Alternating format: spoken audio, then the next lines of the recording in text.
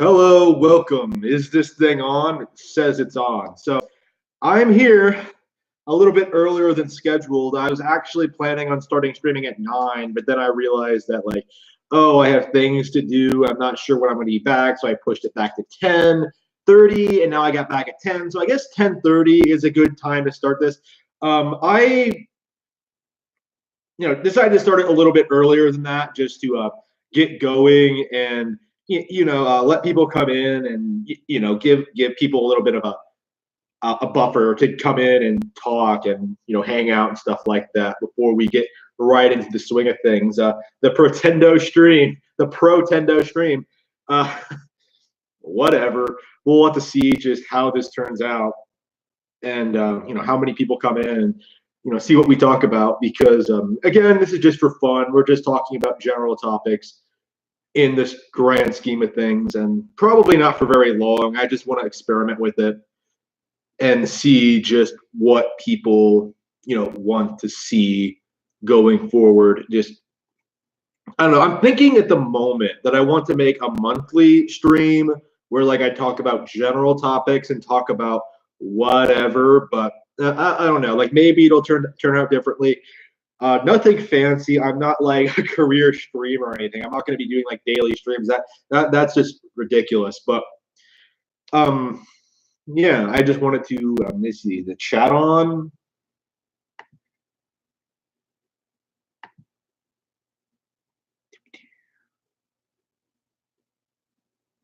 Play around with it here.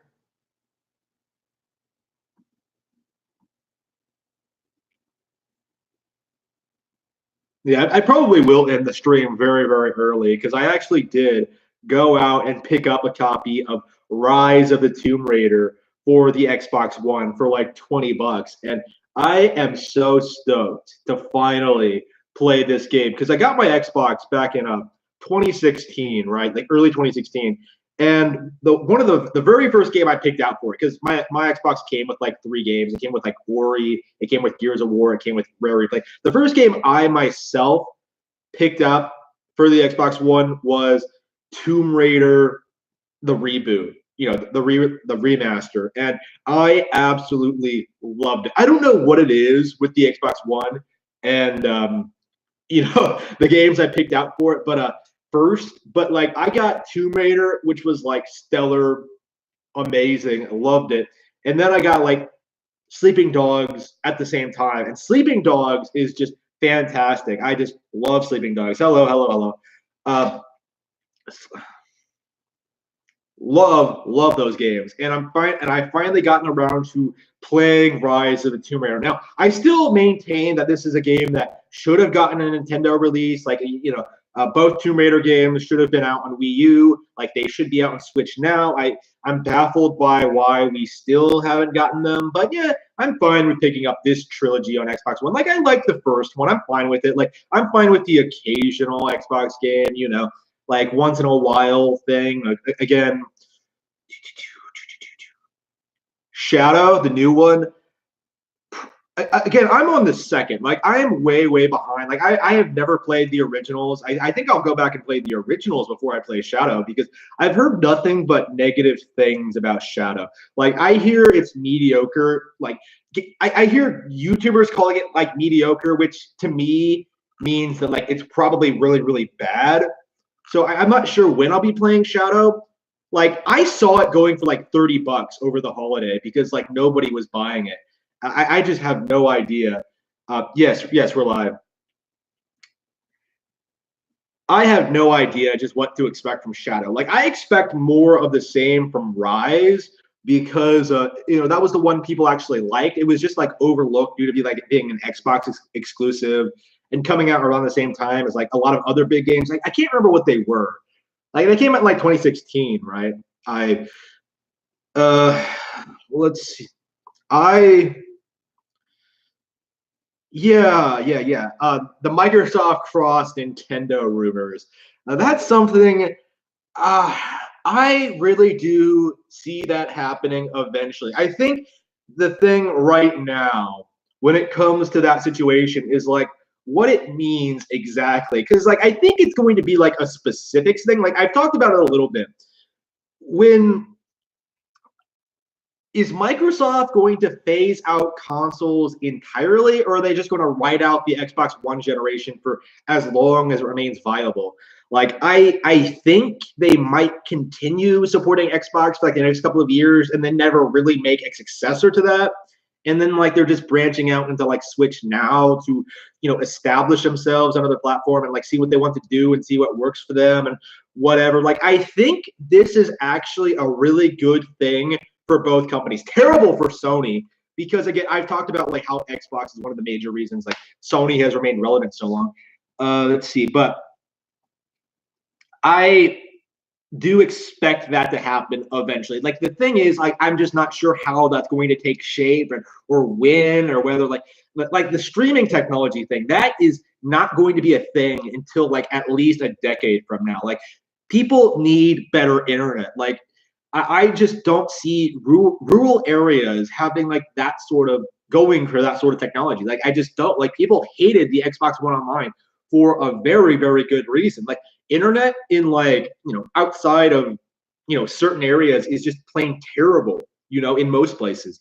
And they need to establish that, like fix that issue before it really becomes viable. Like it is possible, but it's going to be a while. Like I'm thinking like 30 years before it ever becomes viable. Like I expect digital to replace, digital downloads to be, a bigger thing than streaming, at least for the moment. Like, let's see.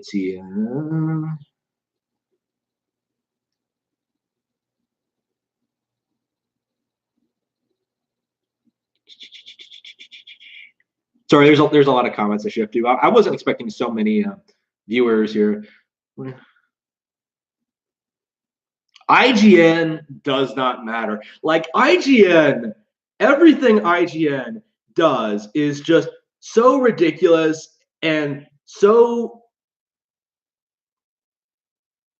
out of touch with like gaming culture. Like it's impossible to keep track of all the crazy stupid shit they do. Like it's a meme among like fans that talk about like the God Hand review from like 2006.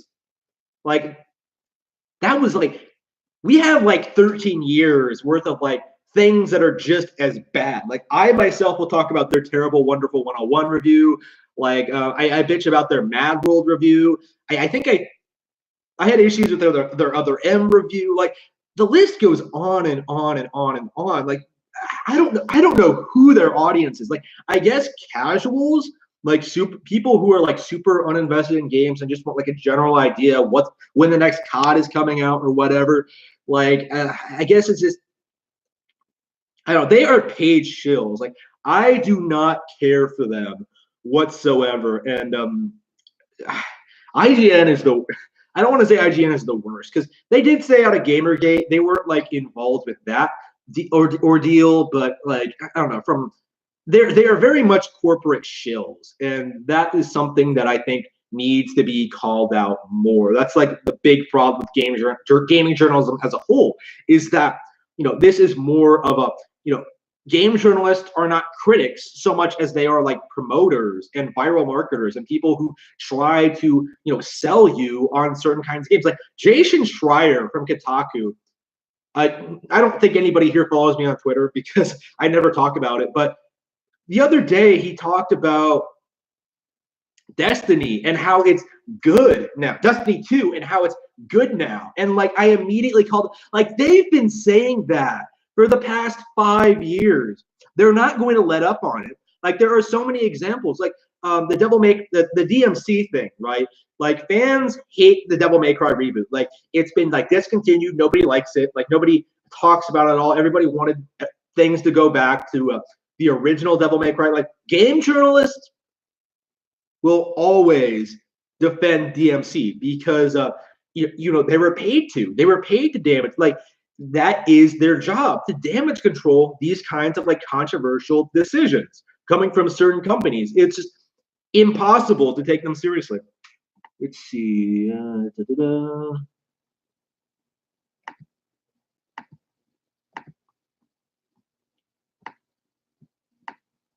What is my account? Like, I don't talk about my Twitter. I honestly don't remember. Like, I'll have to, get back to you on that.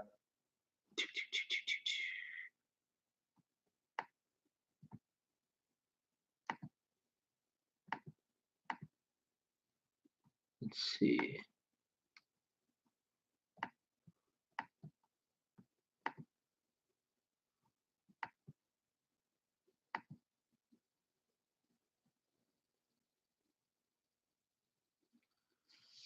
Let's see here. Yeah. I was wondering whether I should bring this up in a video or not.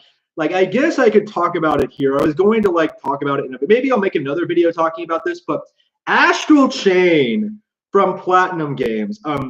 I was thinking about this. I don't think anybody else has brought this up, but this is an open world cyberpunk game that's coming out this year exclusively for Nintendo Switch. Like, it looks great. It has all this great action. It has like, these great looking environments. It does all this stuff. Like, it's not the best looking Platinum game. Like, I don't think, I'll be honest, I think I vastly prefer Scalebound to this, but because I don't really care for Cyberpunk, right? Like, it's not like my favorite thing ever. Astral Chain looks really, really great, right? And I was thinking about this. Like, it is a game that seems to be, it looks so much better to me than Cyberpunk 2077, the game that people were hyping up for years despite not knowing anything about it. Like, Cyberpunk 27, like, that to me is one of the most frustrating things about these big studios. Like, every time they make a big hit, people start like overhyping everything they do. Like, you had like Visceral back in like the back in the aughts, right? Like, when they came out with Dead Space and everybody was hyping it up as like this big deal, like the best horror game ever made. It's like, it's so great, man. It's like, I like Dead Space. It's not like it's good, right? But it's not the best thing ever, and people overhyped it. And then like people were so shocked and outraged when like Dead Space 2 wasn't as good and Dead Space 3 weren't as good as that. And like, people like to blame EA outright, but I do think, generally speaking, people overhyped Dead Space to begin with, just like they overhyped BioShock and like all these other out of nowhere AAA PlayStation 360 games. Like, they're just overhyped, when it comes to this sort of thing. Like, and Cyberpunk 2077 really, truly, like, it seems to be going entirely off like The Witcher success. Like, we don't know anything about it. It looks to me like, nothing all that different from like Deus Ex or, and things we've gotten before in that regard. Like, there's nothing about it that is really grabbing my attention. Like, compared to Astral Chain with like, all this unique stuff, like having two characters, in this hack and slash gameplay, like, more open environments that we're used to seeing in this kind of genre, stuff like that. Like, going by that trailer, I saw so much more to be excited for in that game than I saw on that like hour-long Cyberpunk 2077 video like all that time ago. It was just, I don't know, like, that game was hyped up as the biggest thing ever before we even knew anything about it. And I just find that kind of embarrassing. Let's see here. So it's really hard to keep up with the chat when it's this active. Let's see.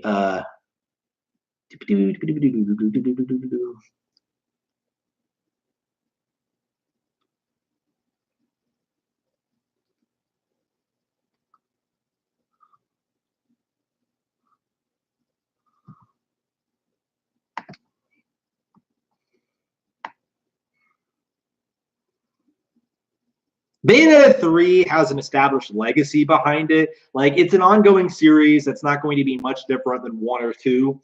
And I think that alone makes it something to be like super, super hyped for. Like, when we see Bayonetta 3, it's going to be awesome.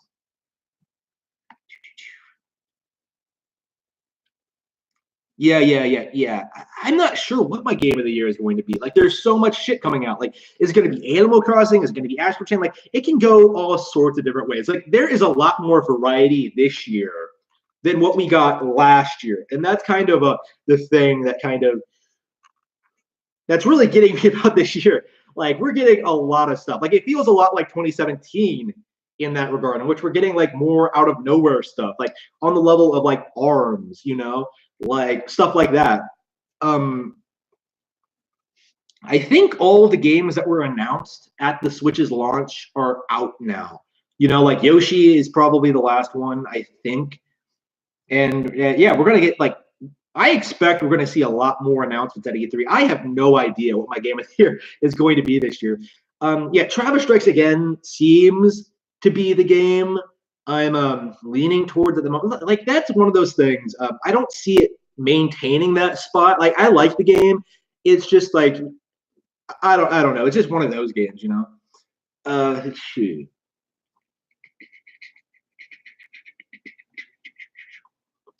Oh yeah. It probably will be Super Mario Maker. Super Mario Maker.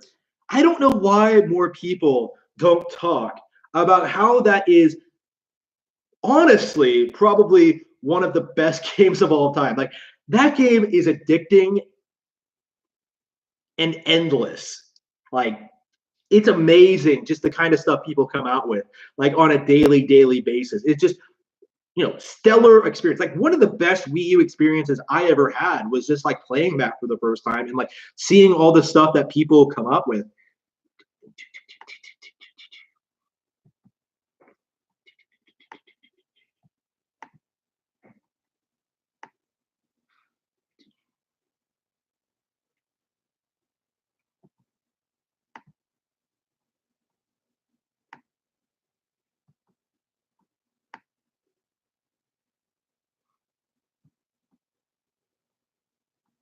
Oh yeah. I actually barely had the time to even play the Batman DLC in the Travis Strikes Again. Like I came home to like pack my lunch and leave, and like I had like an hour to get through it all, and I did, and I really enjoyed it, man. Like the visual novel segments in Travis Strikes Again are great, and probably the best thing about it. Like it does a lot to flesh out the lore and characters of No More Heroes. It does a lot of stuff that like the original did not do in that regard. Like giving Gene a personality is a really good example. But like for this DLC in particular, it's so interesting to see them give context to like Travis's actions on other people, because like we know a little bit more about Bad Girl and how she became an assassin, and like her relationship with her dad, and just that is interesting. Like that's so much better than what we got in No More Heroes 2. Like I like the Batman DLC. Like again, I kind of wish there was more to it, like more gameplay segments or whatever. Like again, this is kind of a problem with Travis Strikes Again in general, is that like I think they could have done a lot more to make it more polished and more interesting, but like more visually interesting. Like it has substance. Like it stays.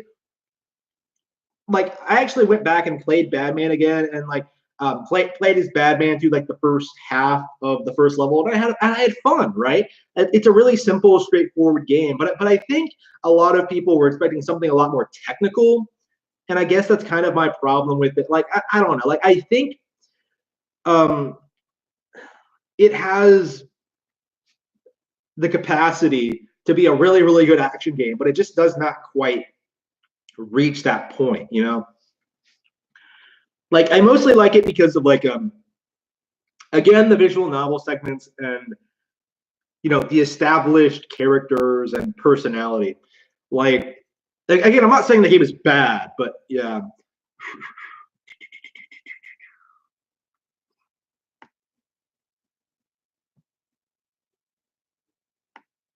I don't have an opinion on Labo because I've never played it. I've never even like seen one in person. Like I am not a fan. Like it's not something I'm interested in, and that's fine. But let's see. I will defend Labo though. It does clearly have an audience.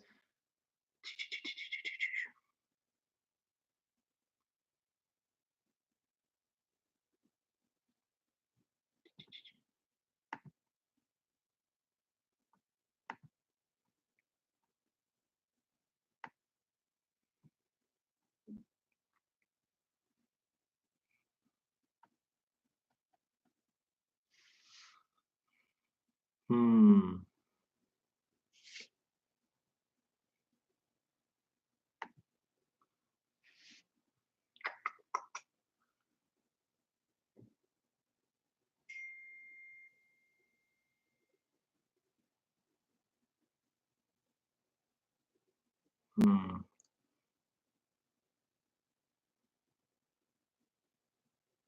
I'm trying to think of what to talk about because I don't usually jump from topics to topics like this. I usually think of a topic and then like make a video about it and then just talk at length about it and just see what's you know. ah,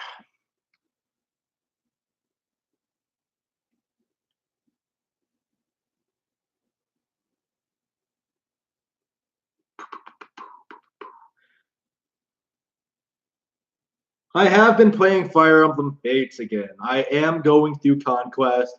I'm experiencing that bundle of joy again, and I am enjoying it as a game.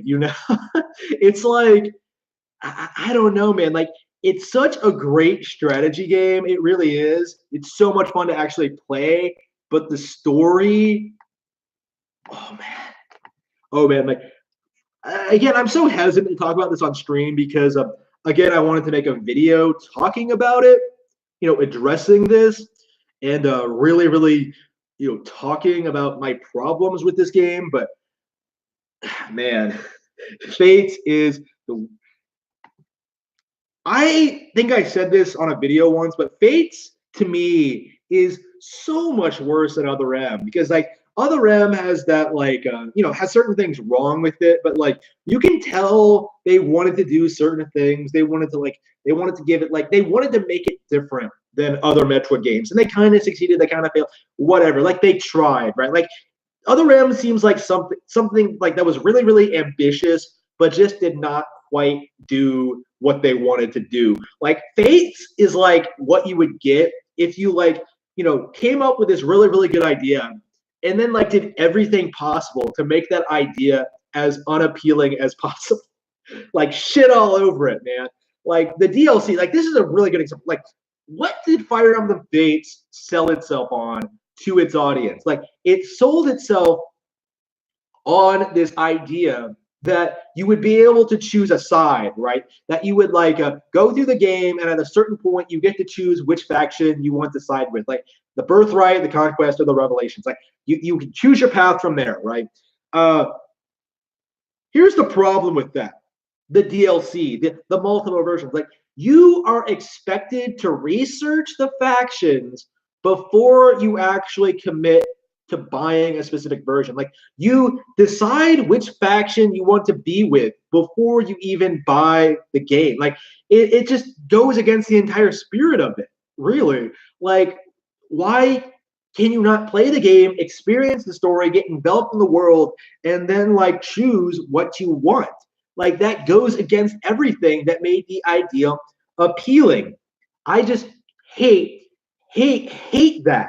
And again, the prologue. Okay, I say the prologue. I mean like the first section of the game, where like you're going through like the part that's the same in all versions, right? That to me should have been way longer. It should have been way more interesting. It should have been way more dynamic. And it should have had way more stuff going on. You should. Here's what you should do, right?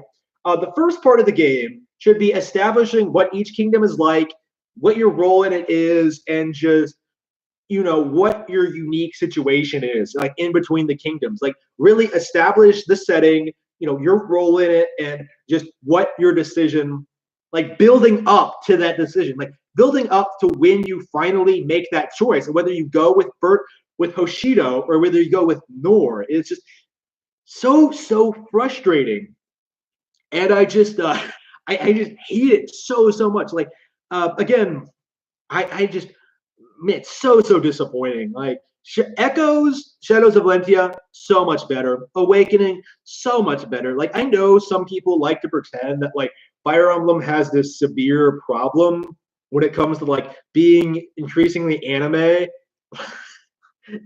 Like where have you been? Like it's been kind of that way since the beginning. Like the differences in style with Fire Emblem is like pretty consistent with like 90s anime and like newer modern anime. Like again, classic Fire Emblem is very 90s anime in tone. Like it's not. It's like the times like the kinds of anime that are being made right now has changed, and like Fire Emblem is changing with it, and that's not a bad thing. It's leading to like new directions. It's leading to like stuff like Three Houses, which is completely different than stuff we've seen before, but while still maintaining what makes the series fun. So there is nothing wrong with Fire Emblem. Like I think Fates was just like a massive, massive misstep. Like I don't think it's anything that can possibly be recreated because it was entirely because of that writer they brought on. The guy, the guy who like shit on Awakening in like in front of Iwata and like the actual developer. Like, so fuck that guy. Just fuck him. I believe the Fates Iwata ask was like the last one that Iwata ever did. So this guy shit on Fire Emblem Awakening to Iwata's face as he was fucking dying. So yeah, fuck that. Just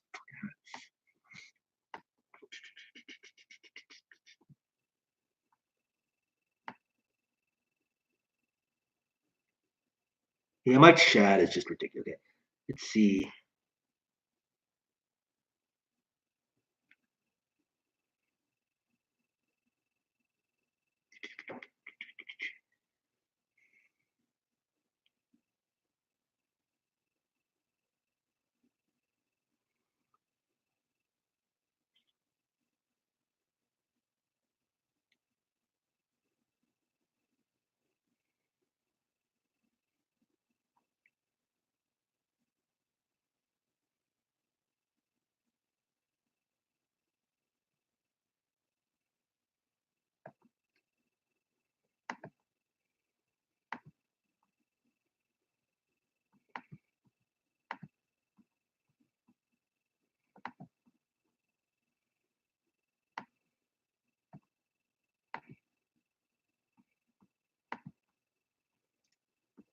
I made an entire video, like an entire live stream on Pokemon Sword and Shield.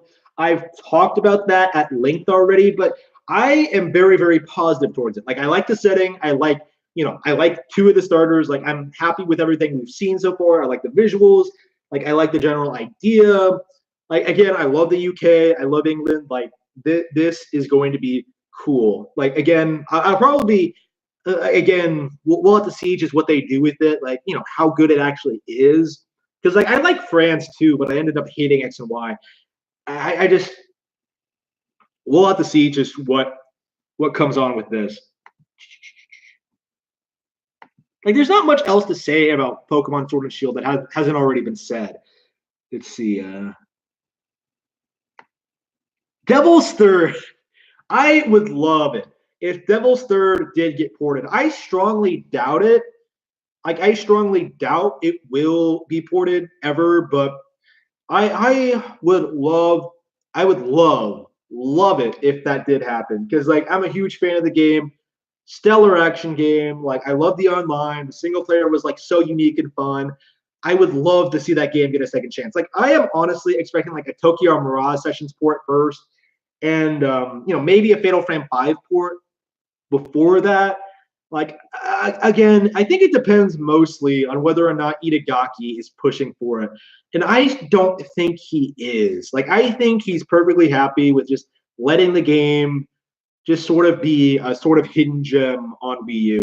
Like mad props to Itagaki, man.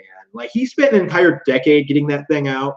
That game went through like 2 engine shifts. It like went through all these problems, and he still got it out and still made it reasonably good. Like it's not like again, it's not like as good as Ninja Gaiden Black, obviously, but we're comparing Devil's Third. Like that's one of the best games of all time. Like people love that game, and Devil's Third just couldn't really, considering all the situations it was in, like it was probably never going to match up to that, even like under ideal circumstances. But it was something different. It was something refreshing. It was something unique, and I really, really respect it for that. Like I am perfectly happy with keeping Devil's Third a Wii U exclusive, but I would be thrilled with a port.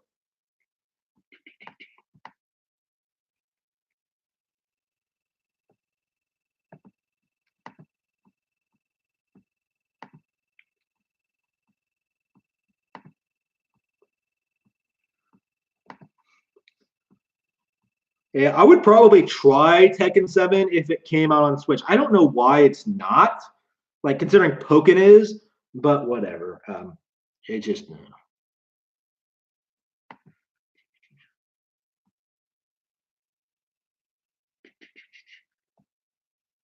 yeah, I've been going for half an hour now. I don't think I have anything else to talk about.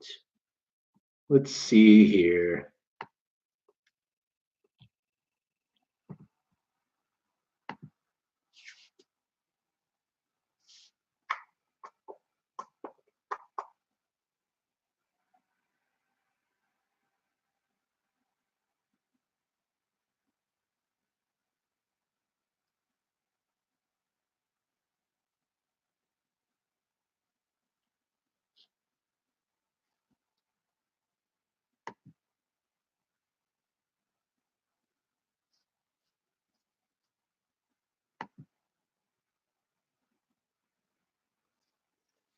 Hmm.